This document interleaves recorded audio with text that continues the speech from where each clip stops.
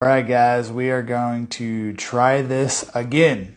My phone got hot as I was driving home, sitting in traffic, talking with you all, and it shut off, and it didn't save anything. So I guess this is God's way of saying you get to do this again. So, as promised, it's Wednesday, and I'm continuing with episode number 2 of Wake Up Wednesday. Last week we talked about body, right? Your confidence, your fuel, your fitness. And this week we're talking about part 2, which is your being. So for me, I'm going to say God or creator. That does not mean that you have to agree with that, but you can insert whatever it is or what that means for you. But for me, it's God. So to recap what I was already talking about on my live was it's different for me. And if you would have asked me in March, April, maybe even May, that I would be publicly speaking about my relationship with God, with our Creator, I would have said, no way, no thank you. And that's the funny thing, right? And I'm most certainly am going to ruffle some feathers with what my stance is on this matter. And that's okay. You don't have to agree with me. You can think whatever you want about me. It's not going to affect what I believe. And I sure as hell am not going to dim my light for your belief. So my story is I have not been to church for the better part of 7 years. I really have not read the Bible. And for me, when I was at church 7+ years ago, I did not know God, did not know Him. And that's part of the reason that my wife and I decided to leave. Did we believe in God? Absolutely. Did we believe in a higher power? Absolutely. Do we still believe those things? 100%. But the problem was we were going to church like so many of you do, going through the motions, right? Intro worship song, message, more worship music, offering, free donuts, and then we'd leave. And again, I'm going to say it because I know somebody's going to comment. I'm not saying that you cannot find God in the church, in the Bible, in a sermon. I'm just telling you my story and my version. And so for the longest time we were volunteering. I helped start our church's security team. I helped start their medical team, and for every Sunday, 4 or 5 hours, my wife and I were volunteering and going to church. We typically would go to church and then volunteer, or vice versa. So half the day Sunday, we were at church. And we went to a fantastic church. We didn't leave because there was anything that was happening that would make us want to leave. We didn't leave because of bad people. In fact, this church was fantastic. The pastors were amazing. Their worship music was amazing. But it simply was not for me. It simply, for me, was the status quo. The status quo of going through the motions because that's what I thought I was supposed to do. I'm a Christian. That's what I thought I was supposed to do. I believe, but I do not know God. And because I did not know God, I decided to leave. And if for some of you who haven't caught on, I am not somebody that stays with the status quo for long. Hey, Heather, what's up? But so I decided to leave. And it wasn't till a few years later, I was contemplating the idea of leaving the fire department, that was the first time I heard God speak to me. That's the first time He spoke in my life saying, I got you. Now, I wasn't at church. I wasn't reading the Bible. But it was a sermon online that I watched that helped me through this process. So again, that's where I'm saying if going to church you can know God and find Him there, I'm not knocking it. But it's got to be specific to you. And it can't be something that, a family member sits there and tells you need to read the Bible and you need to go to church and you need to do this. Because society's idea of what you must do or what you should do has nothing to do with God. You and only you know what that relationship looks like. And for me, like I said, I was going through the motions. I was, there with worship music. I was tithing. I was there with my wife.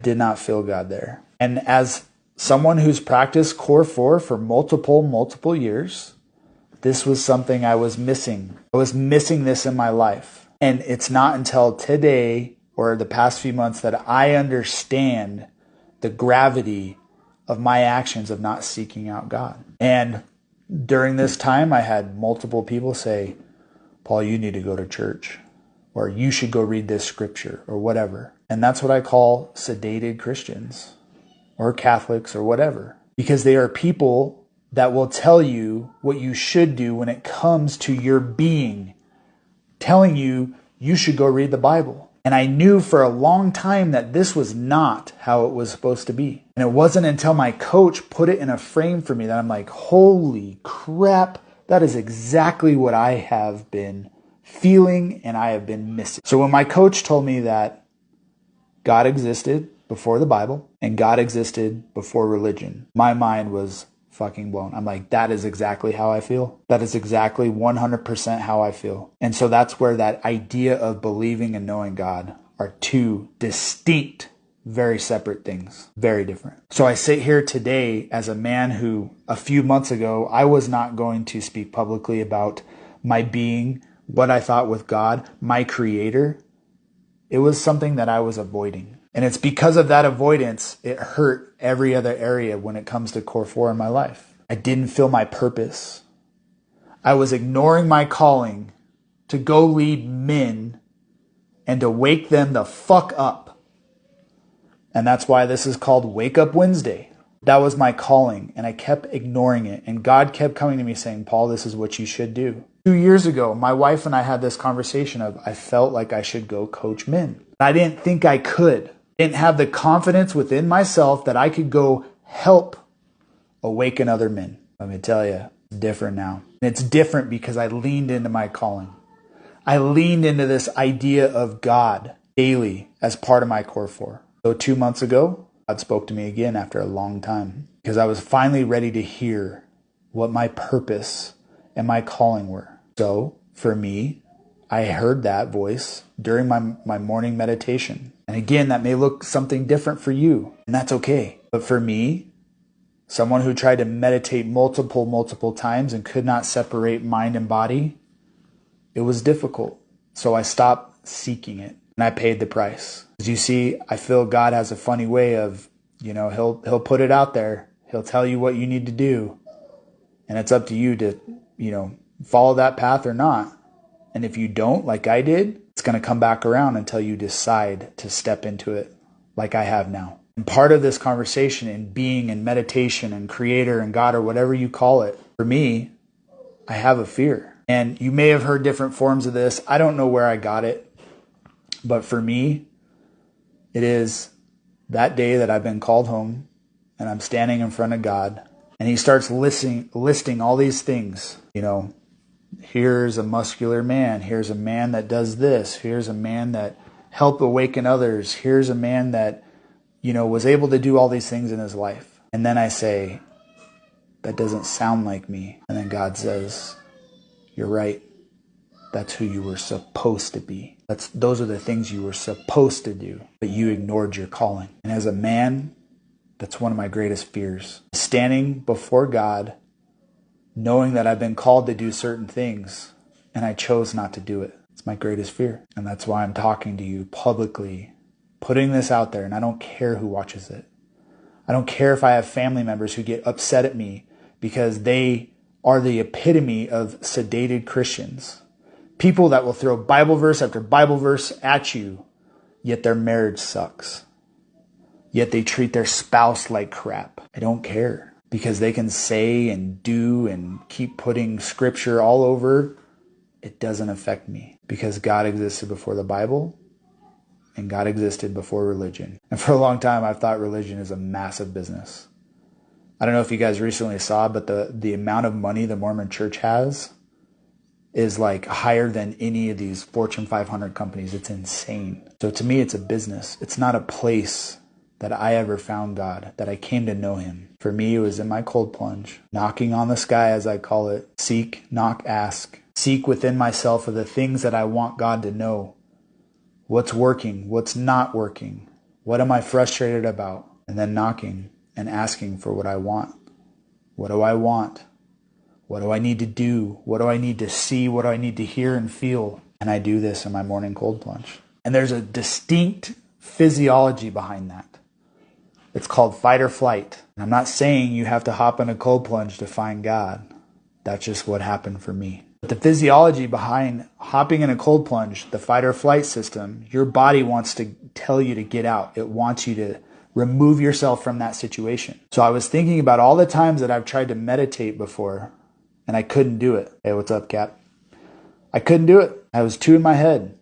So as soon as I got in that cold plunge, I said, I'm going to quiet my mind, and that's how I got clear. And now that's how I do it every single day. And what that's done for me is now when I'm outside of my cold plunge and I meditate, it actually has made it a lot easier. So I'd have you guys consider for a minute that if this is a missing area in your life, why is it missing? And what is the cost of that not being a part of your daily practice? What is the cost? And for me, as a man, that cost was too much to bear. And for me, it was that fear that I spoke of, that I'm going to do everything in my ability to not be in that position when I get called home. I'm going to do everything that I can to help awaken others so that they can not endure this life, but live it. You know, if you were somebody that unfortunately got told today that you only had a week to live, what would you do? You would act drastically different. You'd have a drastic, different outlook on life.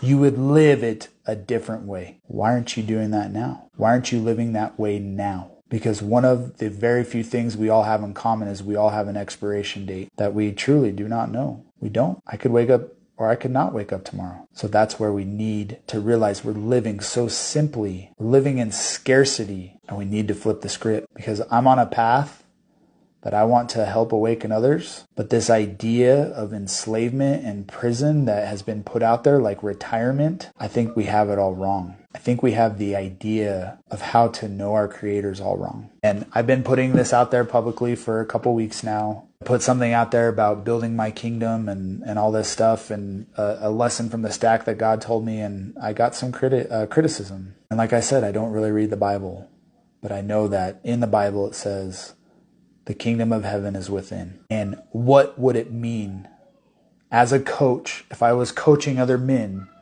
I helped awaken them to their idea of being, their idea of God. What would it mean if that then affected their marriage, affected the relationship with their kids, affected how they treat their body, how they treat their job, their business? That, my friends, is power. Having that at your disposal is power. You feel powerful as a man. So that's my take. I'm sure I ruffled some feathers a little bit, and that's okay. This is take 2. I did take 1 in the car, but my phone got hot and shut off, so I had to do it again. But I appreciate you all for watching, and I'd like to have a conversation. So if you're a man that feels he needs to rise and he's not living in his true self, he's not living in his true power, then the next thing you need to do is shoot me a DM. And let's have that conversation on what that looks like for you. Because I can only tell you what it looks like for me. And I can only share my journey with you by doing these videos every day. But it's not me telling you what to do. It's showing you what you must do. Showing you what you have been called to do. So I'm going to go get dinner rolling for my boys. Thanks again for popping on, and we'll see you guys tomorrow.